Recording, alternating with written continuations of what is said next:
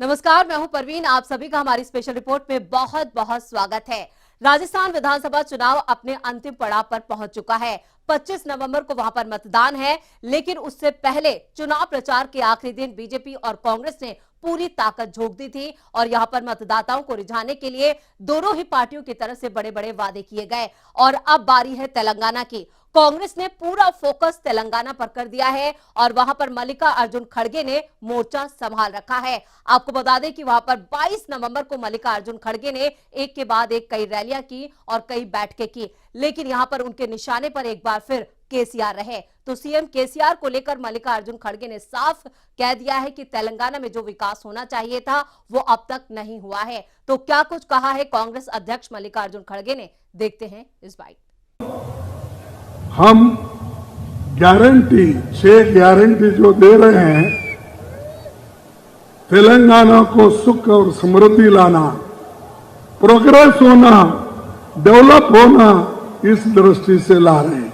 और केसीआर के सारे एमपी, सारे एमएलए स्कैम्स में डूबे हैं।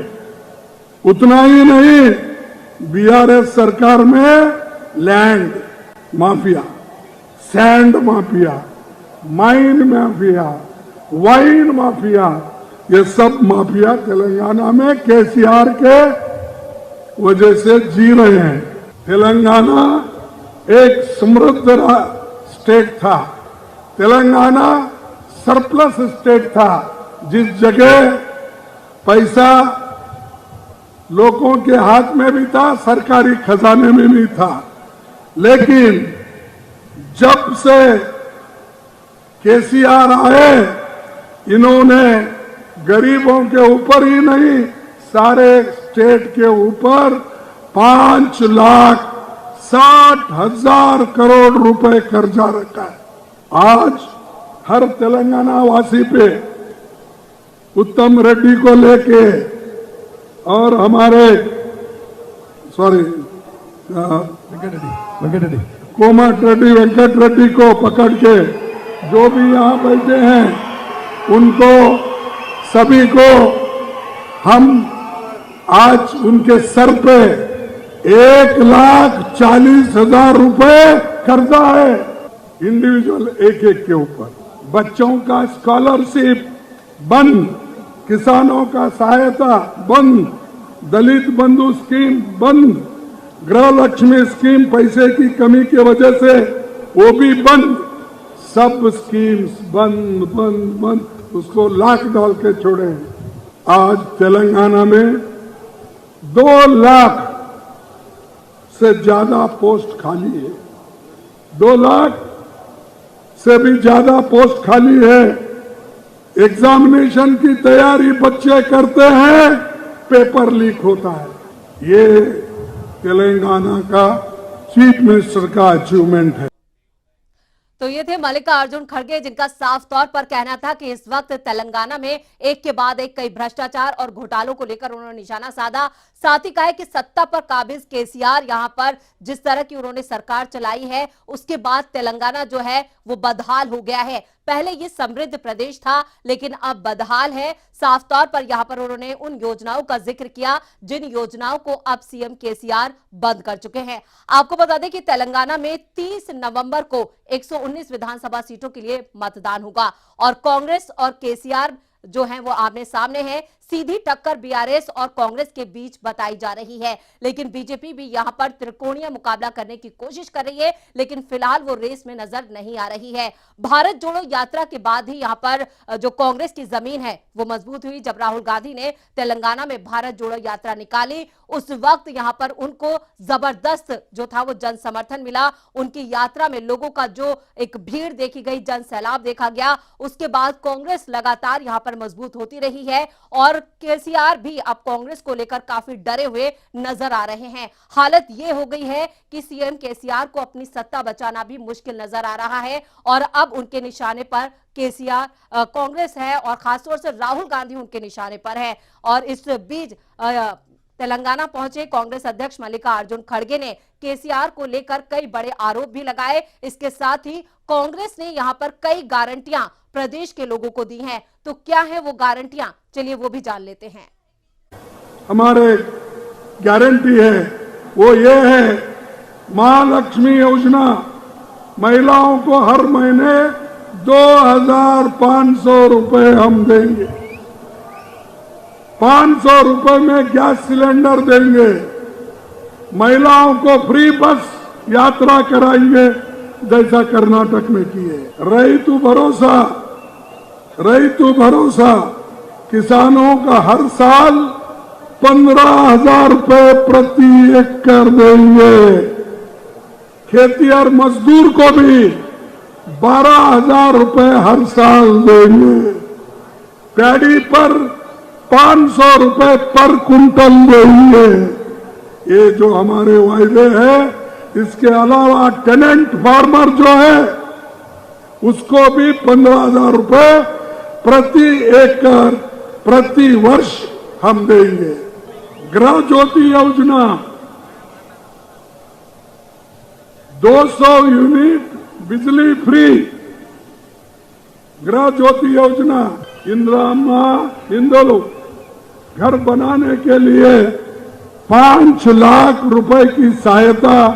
तेलंगाना आंदोलन के सेनानी को 250 वर्ग गज जमीन, यानी कि घर बनने के लिए 5 लाख रुपए और तेलंगाना के लिए एजिटेट जो करे उनको 250 गज उनको फ्री दिया जाएगा। जो सीनियर सिटीजन्स हैं, बूढ़े लोग हैं, जिनकी उम्र हो गई है, उनको 4,000 रुपए पेंशन दिया जाएगा। राजू आरोग्यश्री 10 लाख तक का स्वास्थ्य बीमा। युवा विकासम छात्रों को पढ़ाई के लिए 5 लाख की मदद हर मंडल में बनेंगे। Telangana international English school. जो गरीबों के बच्चे इंग्लिश में पढ़ नहीं सकते, उनके पास हैसियत नहीं, पैसा नहीं, ऐसे गरीब बच्चों को, चाहे वो किसी जाति के हो, चाहे हिंदू हो, मुसलमान हो, सिख हो, ईसाई हो, उनके बच्चों को इंग्लिश मीडियम स्कूल में फ्री एडमिशन दिया जाएगा। आप इस पे भरोसा करो। और हमारी पार्टी ऐसी है जो वायदा करती है वो निभाती है। तो ये थी कांग्रेस की गारंटियां और उन्होंने साफ कहा है कि कांग्रेस जो वादा करती है उसे निभाती है और इसका एग्जाम्पल कर्नाटक है। कर्नाटक में जो वादे किए गए थे वो सभी निभाए गए हैं। और आपको बता दें कि कर्नाटक जीत के बाद से ही कांग्रेस काफी उत्साहित है और कर्नाटक जीत का असर तेलंगाना में भी दिखाई दे रहा है। तेलंगाना को लेकर अब कांग्रेस ने भी खास प्लान तैयार किया है। राहुल गांधी की यहां पर एक रणनीति के तहत यह प्लान तैयार किया गया है। राहुल गांधी भी 25 नवंबर को तेलंगाना में गरजने वाले हैं। चुनावी हुंकार, जी हां, 25 नवंबर से तेलंगाना में राहुल गांधी का चुनाव प्रचार शुरू हो जाएगा। 25 नवंबर को महाराष्ट्र के दलित नेता प्रकाश अंबेडकर की पार्टी ने यहां पर राहुल गांधी को न्योता दिया है। वंचित विकास अघाड़ी पार्टी की तरफ से उनको संविधान रैली में इनवाइट किया गया है या यहां पर न्योता दिया गया है और 25 नवंबर को ही राहुल गांधी तेलंगाना में एंट्री करने वाले हैं। यानी यहां पर दोनों ही जगह राहुल गांधी 25 नवंबर को हल्ला बोल करते नजर आएंगे। और तेलंगाना को लेकर राहुल गांधी ने एक खास रणनीति बनाई है जिसके तहत वो अब तेलंगाना में चुनाव प्रचार की डोर या के चुनाव प्रचार की जो कमान है वो खुद संभालने वाले हैं।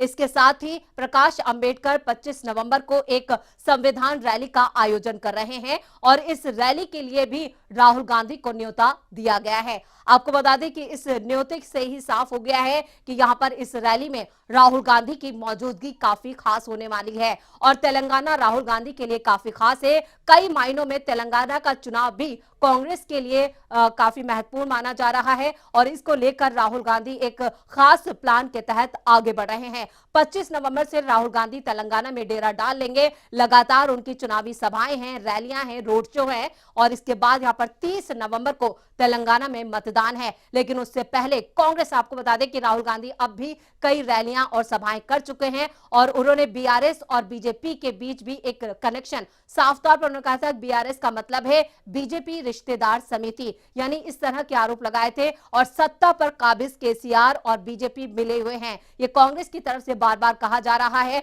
और जो भ्रष्टाचार के आरोप लगाए जा रहे हैं, कई घोटाले यहां पर केसीआर की तरफ से किए गए हैं, ये कांग्रेस का कहना है। राहुल गांधी भी यहां पर सीएम केसीआर पर निशाना साध चुके हैं। तो वही पलटवार भी सीएम केसीआर भी यहां पर कई आरोप जो है वो कांग्रेस पर लगा चुके हैं। तो मुकाबला जो है वो कांग्रेस और बीआरएस के बीच तेलंगाना में बताया जा रहा है। लेकिन राहुल गांधी के आने के बाद तेलंगाना का चुनावी गणित या कहें कि चुनावी रुख किस तरफ जाता है, ये भी साफ हो जाएगा। लेकिन फिलहाल तेलंगाना की जो आबो हवा है या जो सियासी रुख है वो कांग्रेस के पक्ष में जाता हुआ दिखाई दे रहा है। जो सर्वे आ रहे हैं वो भी बता रहे हैं कि तेलंगाना में कांग्रेस काफी मजबूत है और राहुल गांधी के आने के बाद यहां पर कांग्रेस और ज्यादा मजबूत होगी। उधर यहां पर प्रकाश अंबेडकर की जो पार्टी है उन्होंने पहले ही ये ऐलान कर दिया है कि वो कांग्रेस के साथ हैं। इससे भी कांग्रेस को काफी ताकत मिली है। अब देखना यह होगा कि जनता किसके हक में फैसला देती है। लेकिन फिलहाल चुनावी जो शोर है वो राजस्थान के बाद तेलंगाना का रुख करने वाला है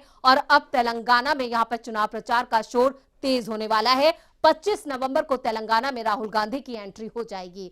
तो ये थी हमारी स्पेशल रिपोर्ट। आपको हमारा ये वीडियो कैसा लगा, नीचे कमेंट बॉक्स में अपनी राय जरूर दें और इस वीडियो को ज्यादा से ज्यादा लाइक करें और शेयर करें। देखते रहिए डीबी लाइव। नमस्कार।